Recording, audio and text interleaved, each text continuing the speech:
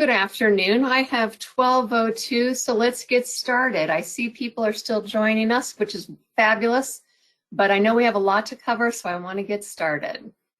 First of all, welcome. Welcome to the Ohio River discussion series. We appreciate that you joined this discussion today. That's the purpose of this webinar series, is to bring as many people into this discussion as possible. The Ohio River discussion series is an opportunity for communities to share their knowledge and passion for the Ohio River. Now, this monthly series was created in 2020 by the Ohio River Recreation Trail. This year, in 2021, the series was expanded with additional partners to provide additional content and additional support. The partners include, of course, the Ohio River Recreational Trail, the Ohio River Basin Alliance, the Foundation for Ohio River Education, or SANCO, and the National Park Service. My name is Lisa Cochran, and I'm the Communications Coordinator for SANCO, and my role today is facilitator of this discussion. I will move through the agenda by introducing the speakers, serving as a timekeeper, and facilitating the question and answer session or open discussion at the end. So as you can see, let's move through my agenda. Housekeeping. First task, of course, is housekeeping. We ask that everybody mute your microphone unless you're speaking. Also, please disable your camera unless you are presenting. Throughout this discussion, please send all questions and comments to the chat. And we do this just out of necessity due to the number of people who are joining us. The audio would be very challenging. So we'll put all questions and comments through the chat feature, if you would, please. And please be aware that this discussion will be recorded and published later. Now, we're using the GoToMeeting format, which is similar to Zoom and others, but it's just different enough that the only feature that I will point out is your ability to change your view is typically located at the top of the screen. You have options of view everyone, who's talking, active cameras, and hide everyone. Now, at this point, if you're willing, I would ask that all the attendees, including the presenters, to please chat your name and organization to introduce yourself to all the attendees, if you're willing. And throughout this discussion, if you'd like to use the chat to share links to your organization or content from your organization with everybody attending the discussion, please do. Please use the chat feature. Thank you. All right, hopefully everybody sees the agenda on the screen now. As you can see, we have 4 general topics today. Our topic as a whole is titled Ohio River Future Forecast, a View from University Students. So the summary of today is students from architecture, political science, and engineering will share multidisciplinary projects highlighting the Ohio River and will reflect on the future as envisioned by the document titled the Ohio River Basin Plan. So first on our agenda, if you see, item number 1 is an introduction to ORB-CRE and ORB-BA. Now, if those acronyms don't mean anything to you, that's fine. We're going to introduce those. So first, I would like to ask Chuck Somerville, could you enable your camera and your microphone and provide an introduction to ORB-CRE? Hey, good morning, everybody, or early afternoon. Good early afternoon, everybody. I will just say a few quick comments about ORB-CRE. ORB-CRE stands for the Ohio River Basin Consortium for Research and Education. It's an organization that started back in 1985. In 1987, it was registered as a 501c3 nonprofit and established a foundation in 1992. So ORB-CRE is able to receive funding for the benefit of projects that in research or education in the Ohio River Basin. The goal of ORB-CRE is to promote interinstitutional research and education in water-related concerns or other environmental issues in the Ohio River Basin.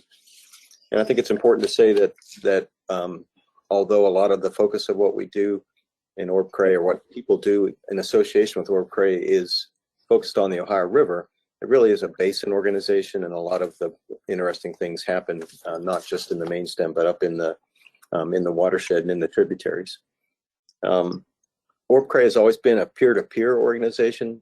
It's not an organization that put together by deans or presidents of universities. It's really faculty and students working with each other, and it's been like in the goal, as the goal says, it's really been organized to promote interinstitutional research and education projects. It's had an annual scientific symposium since 1985, and this year we will have the 36th annual symposium. It will be co-hosted by Thomas More University and Northern Kentucky University, and it will be in the greater Cincinnati area. Thanks. Thank you. That's very helpful. Now I would ask Heather Mayfield, could you provide a brief summary perhaps of ORBA, or just maybe your work group within ORBA? Absolutely, I'd be happy to, and welcome everyone. We're really excited that you all could attend today and excited to see these presentations. ORBA stands for the Ohio River Basin Alliance, and ORBA is a collaborative, unified voice of stakeholders within the Ohio River who are working to prioritize water resources within the Ohio River Basin and striving together to sustain healthy ecosystems and healthy river communities by implementing a strategic plan that includes 6 goals.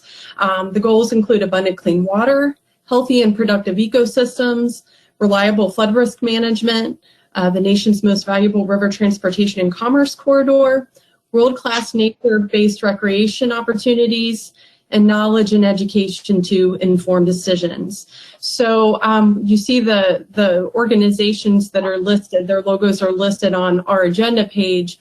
All of these organizations are members of ORBA, along with countless other organizations as well. From what I understand at this point, I think ORBA has over 400 members. Membership is free. After this presentation, you will all receive a follow-up email that will give you a chance to learn more about ORBA. You can also do that through the link that Lisa shared, and also if you're interested to get involved. Now, one of the ways to get involved with ORBA is to participate in a work group. So those goal areas that I just mentioned all have work groups that are associated with them. And the work group that I chair is called the Knowledge and Education to Inform Decisions, or the KID work group. And really, in a nutshell, the purpose of our work group is to synergize the great work of multiple entities within the basin, including education institutions, K through university schools, research institutions, agencies, citizen science groups, and we want to synergize their work to prioritize challenges in the basin that can be addressed through research and education, and then to establish coalitions that can prioritize and map out a plan for specifically addressing those needs. Another outcome of our work group that we hope to achieve is to create a communication and marketing plan that will unify the public on the value of natural resources within the Ohio River Basin and to increase pride within the basin. So that's my role within our knowledge group. And then my day job, so to speak, is I'm director of the Foundation for Ohio River Education. We are an ORBA partner, and we are also the nonprofit education arm of the Ohio River Valley Water Sanitation Commission, or SANCO. So I know that's a lot of acronyms, but don't worry about the acronyms. Just remember, we're all working together toward a common goal, and that's the Ohio River. Thank you, Lisa. Heather, that was beautifully said. Don't worry about the acronyms. We're just working together for the Ohio River. Well said. Excellent. Well, thank you, Chuck and Heather. Those two very brief introductions provide a good foundation for us to understand the student presentations that we're about to see and how they complement that document that I mentioned and that world, that complex world that Heather referenced of we're all working together for the Ohio River in this multidisciplinary way. So our first presentation is from a University of Cincinnati student. Our student is Steve Almond. And Steve, we will now make you presenter. And while Adam does that behind the scenes for us, I'm going to read a very brief bio of Steve. Steve Almond is a Dean's List fourth-year architecture student and member of the National Society of Leadership and Success. Upon graduation this spring, he will pursue a Master of Education degree also from UC DAP. Growing up in Cincinnati, Steve sees the river as a place of recreation and gathering. And I see your screen now. So Steve, please present. Thank you. Thank you for the introduction.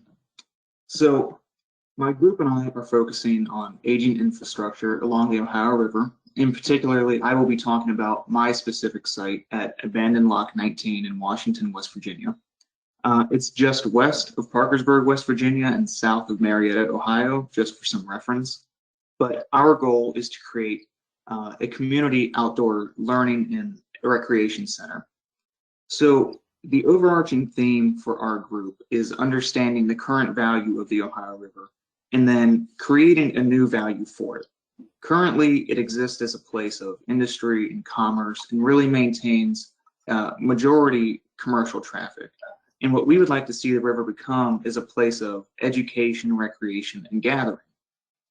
So the physical problem that my group and I are addressing stems from 1954 with the Rivers and Harbors Act, which essentially condensed the 53 federal locks and dams on the Ohio River down to 20. And the result of that is all of these sites that were so heavily industrialized and built up in a very short amount of time became abandoned and empty sites. So Abandoned Lock 19 is specifically where I am focusing my project on. And as you see, it's a place that has been left vacant for about 70 years now and has never been formally repurposed for any use. Now, it's a unique space because not only has it not been demolished as the majority of these spaces were, but it really has never found a new use in this community that used it for such a long time. And so our attempt at this, finding a solution for this problem, is understanding the historical context of this space, understanding how it exists now and what its past life was, and then finding programs to reinvigorate the space and reinterpret it and engage the community and the river in these areas in different locations throughout the river. So this proposal is a prototype for how we would do this in multiple locations, and it addresses either specific concerns, interests, or desires that these communities like Parkersburg would have. On the left here, you'll see the overall master plan for this site that I've developed. And really, there are a few particular spaces in this site that I feel highlight how it's going to be used and how it re-engages the public with these areas. The first being a performance space that you enable the public and schools and overnight camping assemblies to have a space to lecture and meet. And this is a space that anyone can use. It would be public. It's something that the community has showed interest in having. And I think it would be great to pair the recreational aspects of a park and of camping programs with the education that can be provided on site with it. Additionally, we have to keep in mind this is a natural site. It's very beautiful. And how are you going to address that? How are you going to enable people to experience the natural beauty of that site? And providing things like observation towers and gallery spaces that are open air and exist to juxtapose any man-made art with the natural experience that you will have at that site, while simultaneously connecting the old historical aspect of the park to the new developments that we would place on it. And what I would say was the most prominent concern amongst people in Parkersburg that I spoke to was having access to the water again. These are communities that have been cut off from the water for 90 years because of the construction of flood walls, and they really are just striving to have a connection with this river again. And ensuring that you provide a place for that, you provide access to the water, and provide a space for direct interaction and reintegration into that space is hugely important for this design. And so what I'd like to leave you with to conclude all this is that we have an opportunity to make the river something more than just a boundary or something as an object that we have to circumnavigate. We have an opportunity to make it something that is in itself a destination. And on the larger scale of our cumulative projects as a group, we have to ask, what are some productive uses for these sites? And how can we make them become opportunities to engage the river and engage these communities? And I believe it would be a majorly important solution to find answers for those questions. And with that, thank you for the time, and I will pass it on to the next presentation. Excellent. Thank you, Steve. That was a very impressive presentation. And what I walked away with, to me, what was the most profound was the statement about people wanting access to the river. In some respects, the river is something that's just in our background in this, it's in our backyard in this community. And sometimes we take it for granted, but people do want access to the Ohio River. So that's what caught my attention. I like that. Thank you very much. And I know people will have questions for Steve, but we're going to go through all the presenters. So please hang on to your questions for the end or chat them now, whichever you prefer. The next speaker is Lindsay Rechterman. And Adam, if you could allow Lindsay to share her screen. And while you're doing that, I'm going to read a very brief bio of Lindsay. Lindsay is a Dean's List fourth-year architecture student and current vice president of Cincinnati's chapter of the American Institute of Architecture Students. She is evaluating options for enrollment in a 2-year Master of Architecture degree this fall. Her hometown of Minster, Ohio is roughly the midpoint of the Miami-Erie Canal, which connects the Ohio River to Lake Erie. I like that. Excellent. Lindsay. Thank you. So, what is the value of the Ohio River?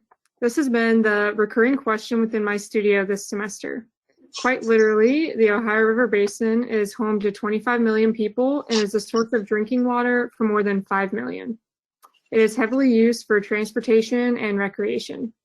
But how can we stretch this value? Can we incorporate community, education, health in its worth?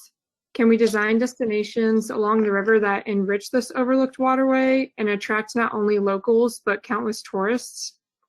This topic of sustainable tourism along the Ohio River, a 981-mile stretch from Pittsburgh, Pennsylvania to Paducah, Kentucky, is my objective this semester. A group currently addressing this topic is the Ohio River Islands National Wildlife Foundation, which was established in 1990 to protect wildlife native to the river. Their aim to increase interaction and tourism along the river led to the creation of the Kayak Challenge, a recreational trail covering 362 miles and 22 refuge islands along the Ohio. The challenge is to visit 20 of the refuge islands and take a selfie with the posted island sign near each landing point. Given the extent of the river and the distance between these islands, the challenge would take multiple trips to complete. And fun fact, no one has conquered this challenge yet. So the brief for my team was to propose a series of architectural interventions to support this existing kayak challenge route and encourage interaction with the Ohio River. My group members and I were to choose our own site along the route based on our individual programmatic needs. Our sites are cut out on the enlarged portion of the map in the center there. And the site I chose is the red dot, which you see as labeled Floating Plaza. This site rests in a tributary between Middle Island and St. Mary's, West Virginia.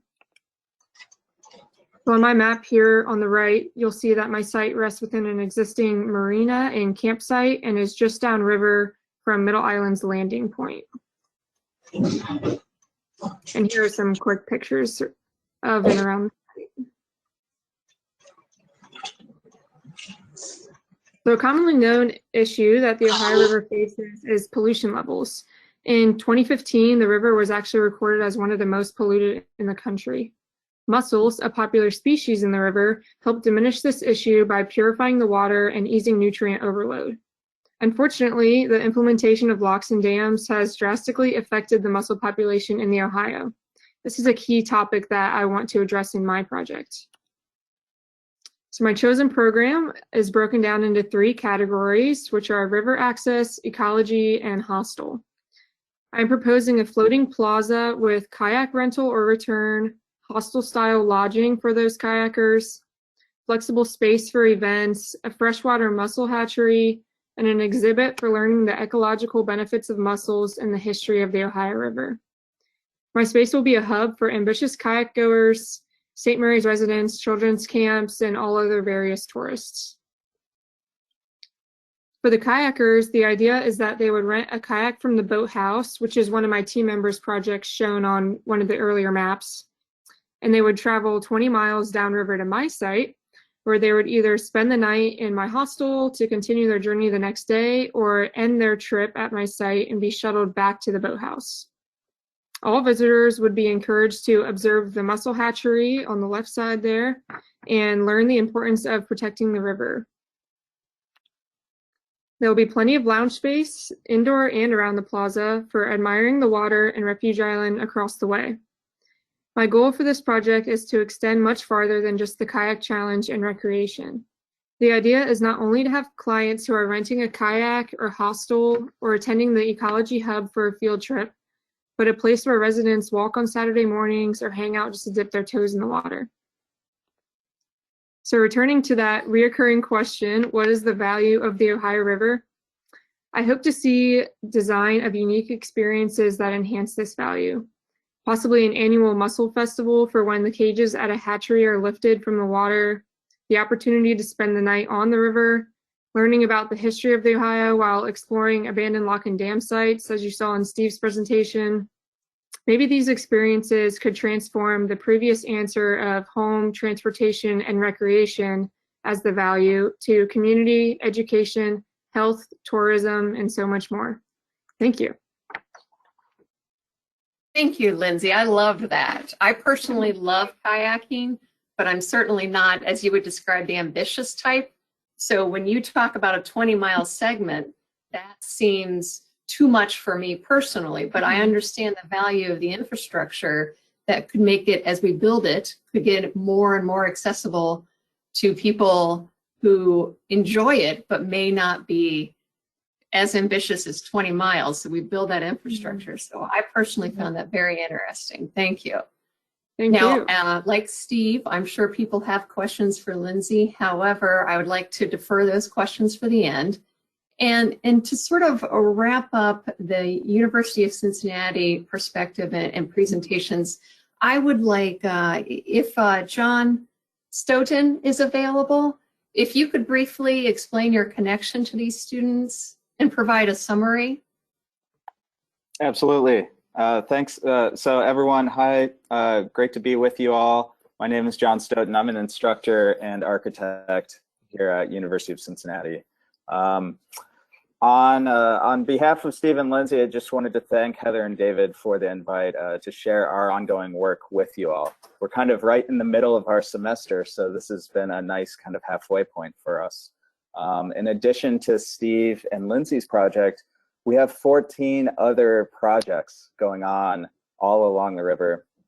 And I just wanted to just quickly shout out my other students. They've all been fantastic in this project. Yara, Alondia, Sarah Auger, Nathan Bly, Baker Brainerd, Jenny Dillon, Ann Karaskewitz, Ashley Castle, Maggie McGlumphy, Grace Nemeke, Nathan Reinbold, Sam Rubin, Grace Rupp, Ethan Wall, and Haley Wynn. Some of them are with us today as well in this presentation.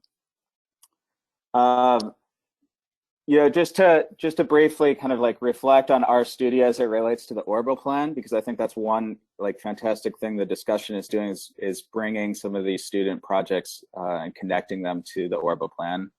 I think, one of the values we found very inspiring about the plan was that it aims to create a comprehensive and connected system for the river. And so this idea about interconnectedness, both of the river system, but of governmental organizations and non-governmental organizations. So how the whole river is kind of one interconnected system. So our studio is simply thinking about the river as one big park. And this might ask, how would you change your interaction with the river if it was one big park? Like how would you change, or maybe how would this change how the public treats the river if it was one big park system? I mentioned we have a number of other projects, speculative projects like these. And collectively, I think the only other thing I might add just to conclude is that we're thinking of all these projects as kind of like forecasts for possible futures along the river and its communities. So we know that forecasts can be wrong, especially this time of year or in the winter time. We're all Ohioans or nearby and understand that. Sometimes they're exaggerated. Sometimes I would say that like undoubtedly though, forecasts influence public behavior. They cause us to go out into the world and grab groceries or change our behavior. And so in this regard, I think forecasts are like political tools. And I hope that in some kind of small way, our forecasts are kind of possibly promoting this core value of being kind of a comprehensive and connected system for the river. So that's all I have. But happy to be here with everyone. Thank you. Yeah, that frames it very well. How would your behavior change if the Ohio River were one big park? I like that. That certainly helps you think a little differently, and it certainly frames the work that your students are doing. So thank you. We appreciate the work, and we appreciate that University of Cincinnati shared that with us. I'd like to transition to two more student presentations from the University of Louisville. And our first presenter will be Forrest Clevenger. And I'm going to read a very brief bio of Forrest. And behind the scenes, hopefully we can make you presenter, Forrest. Forrest Clevenger is a second-year political science major, music minor, and honor student of U of L. He hails from the woods in southwest Louisville. They're part of what his mama named him for. His favorite time is spent walking in the woods, in these woods, with his dog. I like that bio. Thank you, Forrest. Thank you for that generous introduction. Perhaps what I didn't like was that woods were part of a hollow that opens up to the Ohio eventually. So hearing the barges go by at night has always been part of my life. I imagine that's beautiful. It is. So first, I'd like to start off and share some photos with you all from a class I was a part of this past semester with Dr. Wicks, Dr. Barnett. And then I'm going to turn it off and just share some thoughts with you all as well. So this class this semester was a kind of an experiment within our honors program, and it focused on the Ohio River. And we started by taking a look at the recreational trail. We talked with the National Park Service and all sorts of different partners, I'm sure some of you all, about the river and what's already being done there. That was one half of the class. The other half of the class was going canoeing, which was an incredible amount of fun and introduced tons of kids to the river. I think almost all of us in the class were being introduced to canoeing on the Ohio, really any river, for the first time. A lot of us hailed from urban areas, and we just hadn't done it before. So these are some photos of us. We started out at the community boathouse down in Louisville for our introduction. If you notice in those photos, none of us are able to steer at that moment yet. We're still figuring it out. And we went around to different parts of Louisville, ranging from West Point, Kentucky, boathouse, and a few other places as well. We went biking as well, tried out the Greenway in southern Indiana, and we went on to Clarksville, where we saw folks working on the new park there, Origin. Just absolutely incredible project. Because of the flooding there, see in this picture, they're trying to make a really different kind of park. One that can survive and is designed to be completely flooded regularly. It's future-proofing for climate change. So coming away from that experience, each the students in the group were in the class were part of different groups focusing on these river town cities, going in and visiting them independently, and analyzing them and drawing up proposals and analysis that's going on there. And these are just a few of the slides that we went through and talked about for time in Clarksville. And part of that was documenting them. These are all photos that took ourselves and then incorporated.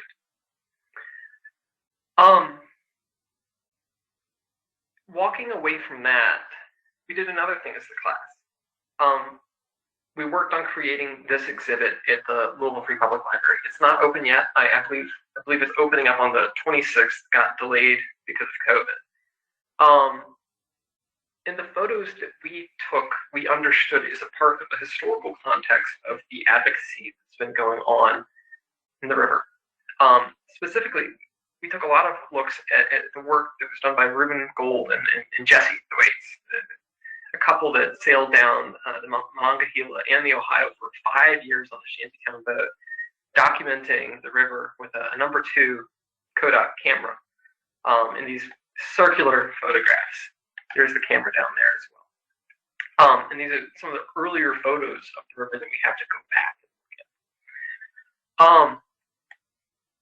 And stepping away from that as well, we're also working on a club now. The work of the class was so much fun that some of us decided to get together and keep doing it. So just a promotional post that we made.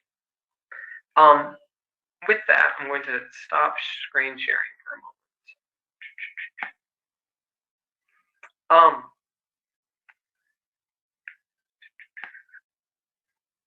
So I think talking with you all about why the river is important isn't what I need to do. You all are all connected to the river and care about it in your own different ways. One topic that I think might not get as much attention as it could, though, is the intersection of youth in the river. You all have cool ideas for what we should be doing for the river, but what we need is human capital and in addition to financial capital to make those cool ideas happen. And from a long-term standpoint, engaging youth while they're in school is formative. It creates whole generations of people that are invested in whatever they're being taught. So for that class of students that had that class with Dr. Wicks and Dr. Barnett, all of us are going to step away caring about the river. Some of us are going to come back and probably never leave the river. Others won't come back to the river, but they'll still have that knowledge and that care with them. Level of awareness that other folks just will not have if they don't have it. So getting involved in schools, I believe, is maybe the most important thing we can do from a long-term standpoint. It's one of those things that reminds me of my favorite Wendell Berry quote, plant sequoias. It's something that we have to do now, but the results of it won't be around for decades. I think that's about it for me. It's really important for the health of youth as well. Anyways, thank you all so much for sharing some of your time with me, and really appreciate it. Excellent. I like the phrase to engage the youth, and that complements what you said earlier in your presentation when you were showing us the photos of you and your classmates canoeing.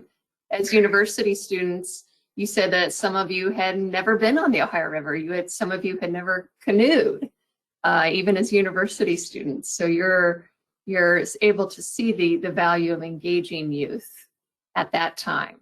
Yes, excellent. Very nice presentation. We appreciate that. As I've said with all of our presenters, I'm sure people have questions for you, but we're going to wait until the end.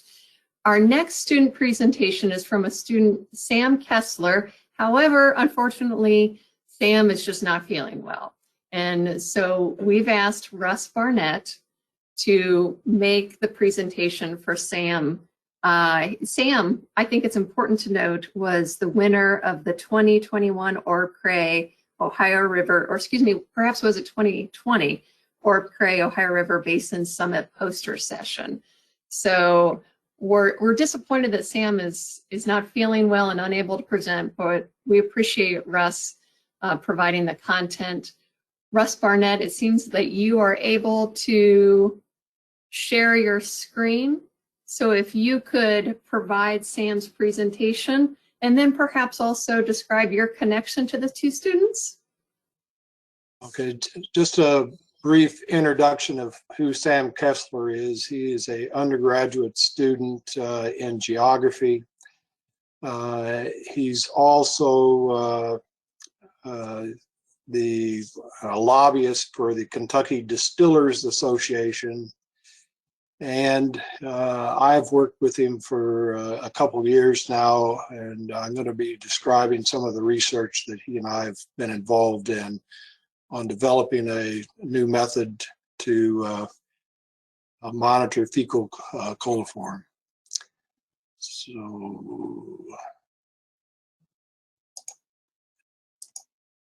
So where the area that we're looking at is on fecal coliform, and as has been talked about, Lindsay brought this up of talking about the Ohio River is highly polluted, and that is the major obstacle for us to move forward on any kind of recreational activity on the river. The fact is that John mentioned that he was hoping that the Ohio River would be one big park.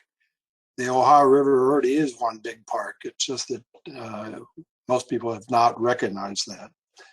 And so one of the biggest obstacles we're going to have is that we have to have a way of convincing people that it is not as polluted as most people want to believe.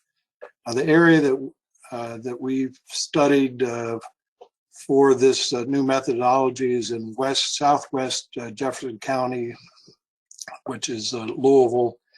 On Mill Creek, it drains the southeast portion of the county and into the Ohio River. So it's an urban stream.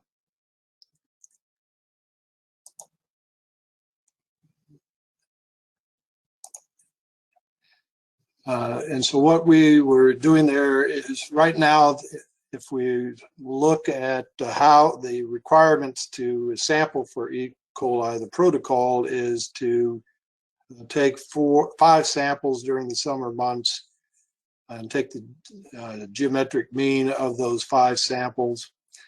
And that means that it's a very costly proposition to try to identify E. coli levels, because you're taking 5 samples with 5 lab results. That's anywhere from $100 to $150. And you're sampling, have to go out there 5 times, so the labor cost and travel cost would probably be twice that amount. And so you as a citizen or government or anybody wanting to do these kind of sampling, it's a pretty costly and time-consuming process. So the idea was, can we do some kind of cumulative samples? We already knew that it's, when we're taking 5 samples randomly, that it's really not a very scientific method of doing it, but we haven't come up with a better way, and we think this research is focusing on a new way of doing that kind of sampling. So we also looked at 2 other streams, a control stream of Wilson Creek and Bernheim Forest. It's all land that's been in conservation for almost 90 years, and so it has been considered a reference reach stream for many years here in Kentucky. It has low E. coli levels. And we also looked at Beargrass Creek, which is another urban stream, and Louisville, which has very high levels of E. coli. But our methodology that we came up with could be applicable to any tributary to the Ohio, and we think it is applicable to sampling within the Ohio Basin, or Ohio River itself, and I'll get to that in a little bit. So what is cumulative sampling? We're sampling for both point and non-point sources. We're looking at not only transport by tributaries coming into the river, but we're also looking at bed load contributions. And what we're doing is then taking a integrated swab over a time period from hours to really an entire month. That we can take one sample for an entire month, and we think it's just as accurate as taking 5 samples over a 30-day period. So these are really profiles for that would be done during the recreational period, which is typically from May to 1st of October, and these are just the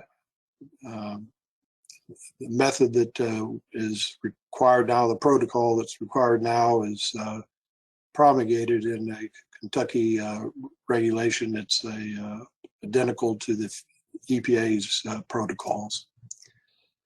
So as a result of this research,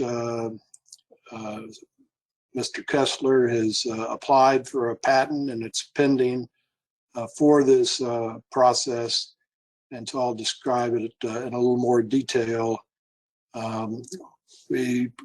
There's some research that has used this same approach of sediment bags for sampling.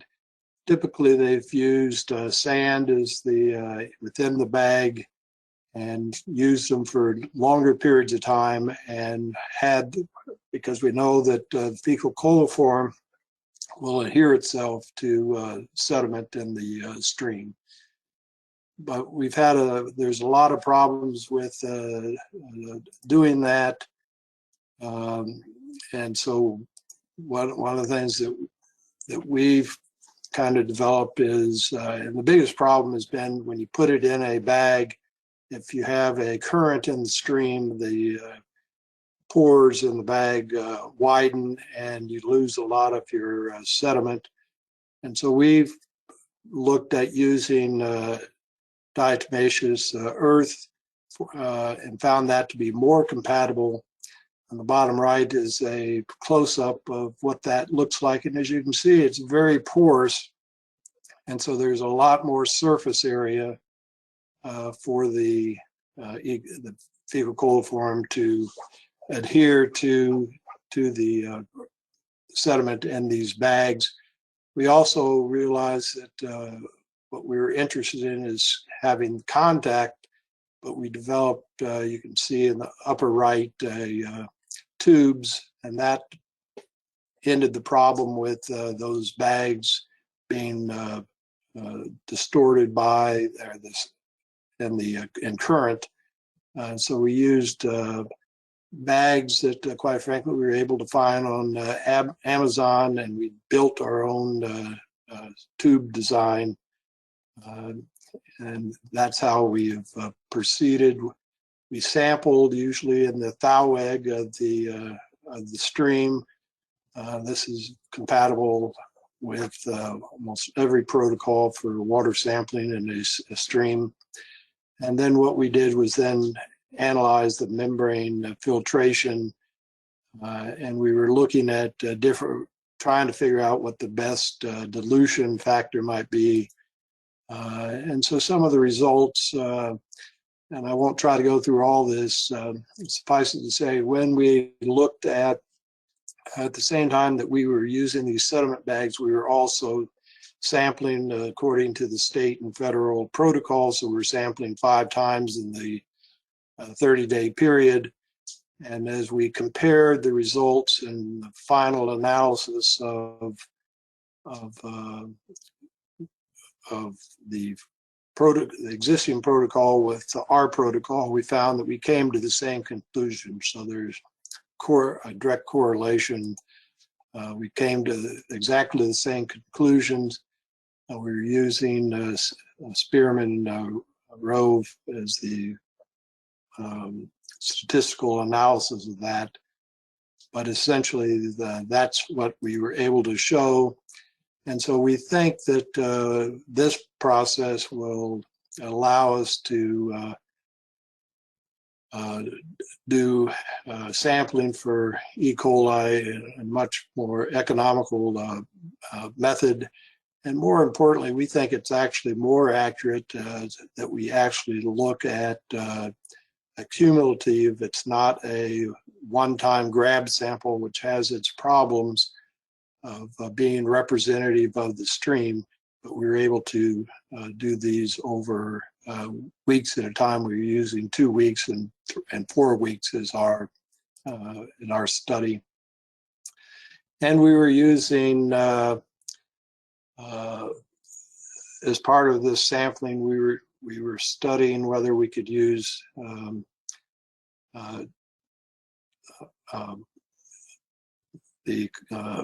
a bag method that was developed at North Carolina State to sample, and we found that this also was we demonstrated that it was an effective way of doing the sampling. This would bring down the cost of even sampling one time to less than $10. Russ, forgive the interruption. I'm starting to see some questions roll in, and I would like to save a few minutes before 1 o'clock for questions from the attendees. Would you be able to wrap up and explain your connection to the? Very good.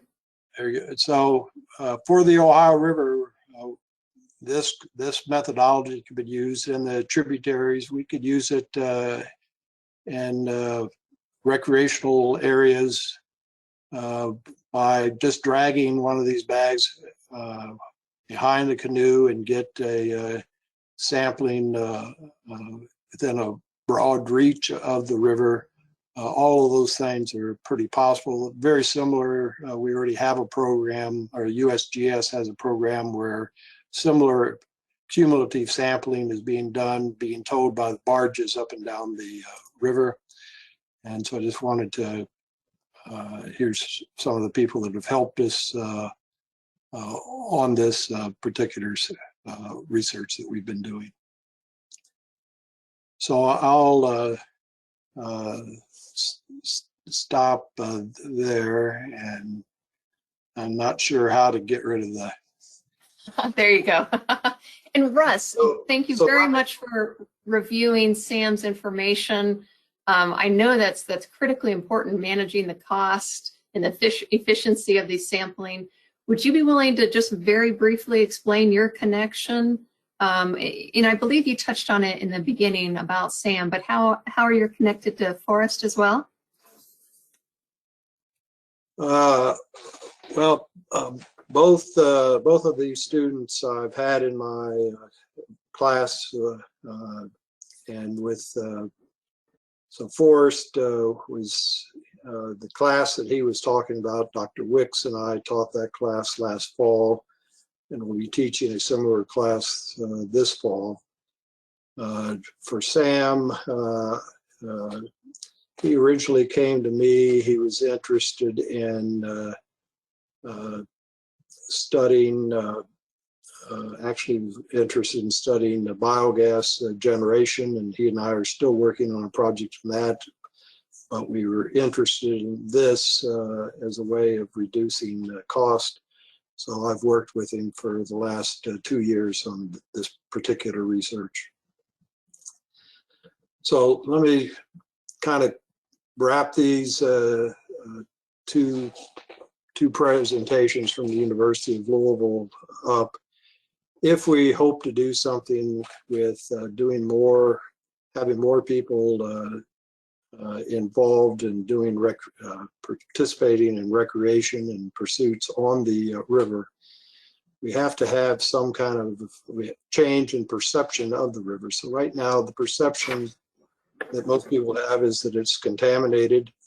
As Forrest mentioned, most of the students that we've taken out on the river, even if they live there their entire life in Louisville, they'd never actually been in the river, so it was not really seen as something that had any potential recreational value.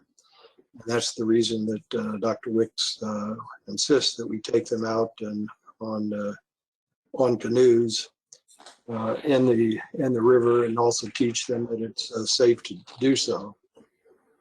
So as we think about that vision, we have to have a collective vision. So you heard from Lindsay and Steve earlier, kind of looking at it from an architectural standpoint. Do we have a place that you can go and see the river or access the river? But it's our belief that the best way to understand the river is to get into the river and be on the river. And so part of that for us collectively, if we're going to try to change that vision, we have to start with getting NGOs together, marina operators, fishermen, bikers, hikers, hunters, bicyclists, environmentalists, barge companies, all kind of thinking. All of them might have a perception of the river, but they don't really understand a holistic look at the river, and that's what we've got to start working on. We have to have the universities doing more. So you've heard from 2 universities, and you've heard from Okra that we already have a collaboration of universities. We have to strengthen that, and we have to, quite frankly, get governments involved. Local governments have been actually taking the lead in many cases on access to the river. State governments as well as the federal government all play a role in that. And the final thing we have to do is get the general public to have a perception that there is a value of the river. And those, I'm sitting here in Kentucky, and on a daily basis, I'm bombarded with messaging to visit Michigan, visit Pigeon Forge, visit Gatlinburg, come to Florida, come to Orlando. But in my as a longtime resident of Kentucky, I've never heard anybody or any kind of promotion to say, come to the Ohio River. And that's exactly what Well said, Russ. Yes, well said. Come to the Ohio River for that collective vision that you mentioned. And I do hope that this webinar series is a part of that this is part of, not only the work of the university students, but this webinar series connecting anybody who's involved either through career, personal interest, geography, bringing those people together. So I'm hoping we can take the last 5 minutes for questions. And I know we will not be able to cover all of the questions, but I'm going to ask all the presenters at this time to make sure that your microphone and camera is enabled. And then what I will do is I will read some questions as I see them in the chat. And some of the questions will be for individuals and some maybe for groups as a whole. So I'm going to scan very briefly. And I see one of the first questions that I see is, my question for Steve is, have you looked at the other old lock houses? Yeah, so there is a fair amount that are still existing as structures along the river at various locations in many states. But we have 4 people in our group, and we have all taken a different location. So some people have sites that have been entirely demolished. There's nothing there currently. But like me, another group member has taken a site that has existing structures on it. And so there is a pretty highly varied condition along these sites.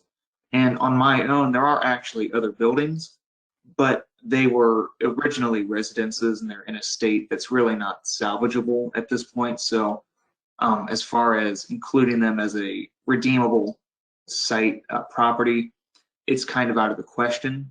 But yes, we've been looking at the vast array of different sites along the river that contain these kinds of structures. Very good.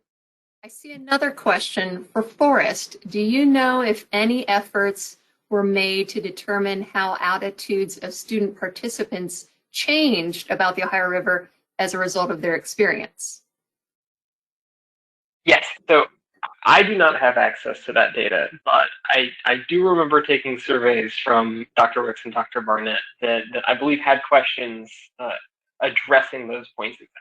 So I would defer to them on that one, but I believe that data does exist. I think it has made a difference. We did not do a specific survey, but as a result of the class, then we now have a RSO that Forrest has been involved in getting that up and running to get more students out, so that students in the class are actually promoting canoeing and outdoor recreation to other students at the university.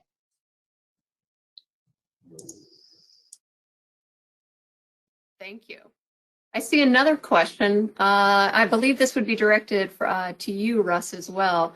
Would it be possible to extract microbial DNA from the sandbags and use it to monitor how microbial community populations are changing over sampling time periods?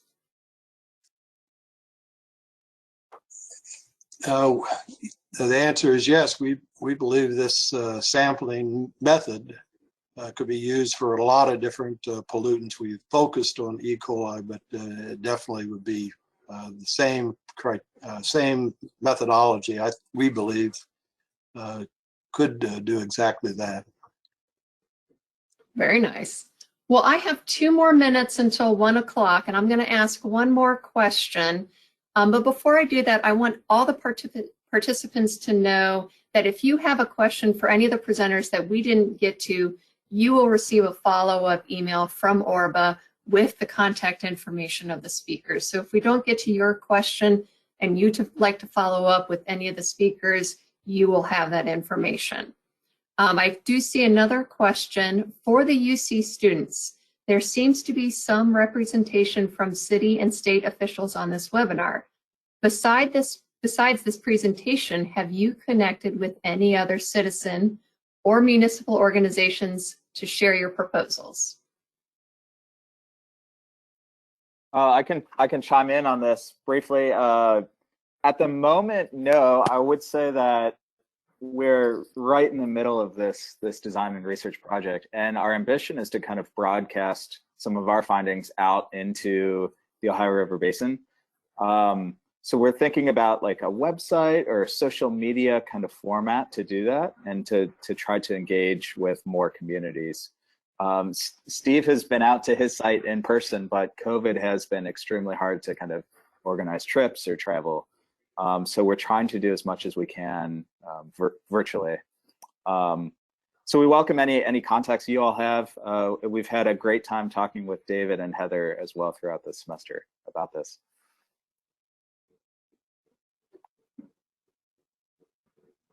Thank you. Anything from Lindsay?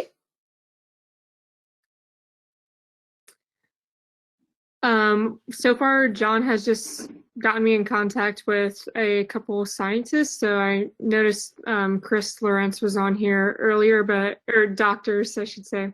But I think he might have left by now. And then Dr. Lawrence has gotten me in contact with a couple other places. There's a research center down by the Columbus Zoo, and there's another one in Frankfort, Kentucky that I'm going to be contacting this week, a Dr. McGregor there. So just a few scientists on the muscle side of things helping me figure out the muscle cage design. Very good. Well, I have 101, and I know we have a lot of things to do. So if any of the attendees need to leave, please do. As I mentioned, you'll receive contact information for the presenters. But I just want to ask this one last question. I thought this was very interesting. And the question is from David Wicks, and hopefully this isn't a typo. Is it a vision to have floating fat ramps. David, chime in, make sure that that wasn't a typo.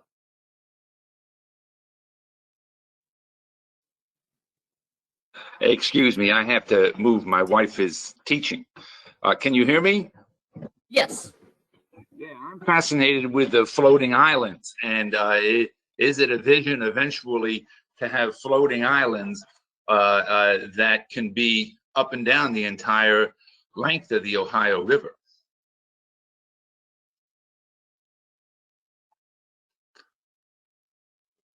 Floating islands as in like your built ones? your proposal, yeah.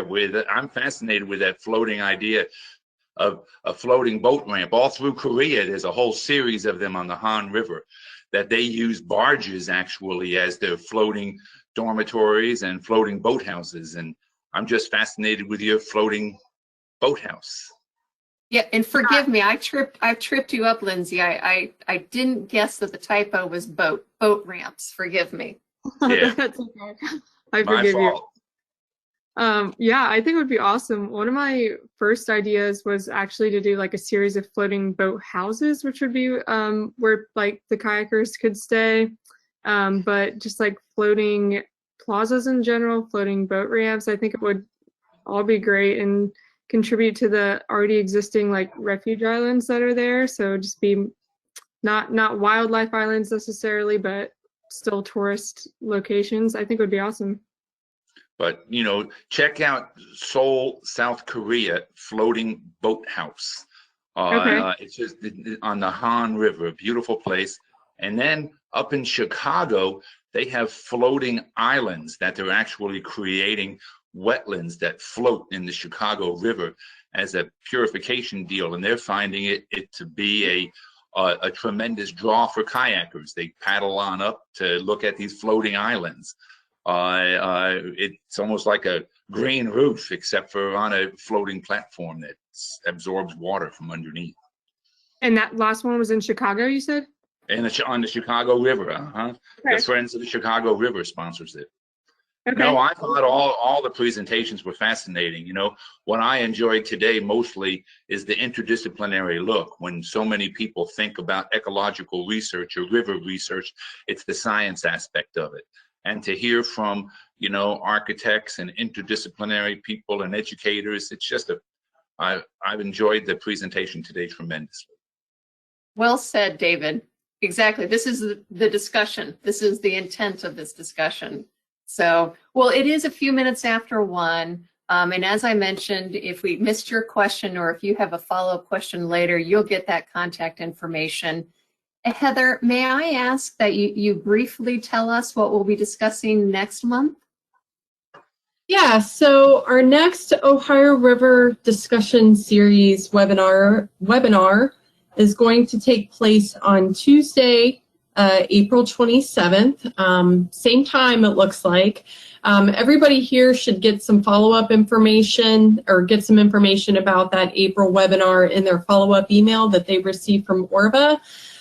We're still finalizing some details of the webinar itself, but the focus of it is going to be understanding microplastics in the Ohio River. So that's been kind of a hot topic lately and something we're going to explore a little bit more in depth with some researchers from US EPA and Penn State. Excellent. Thank you. Well, I thank all of our presenters and I thank all of our attendees. This is really the purpose of the webinar series. David, you said it very well, to bring together this discussion for the multidisciplinary approach. So I thank everybody. Have a good day.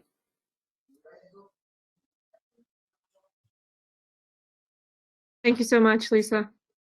Thank you for joining, everyone. Take care. I look forward to hearing the rest of your project down the road.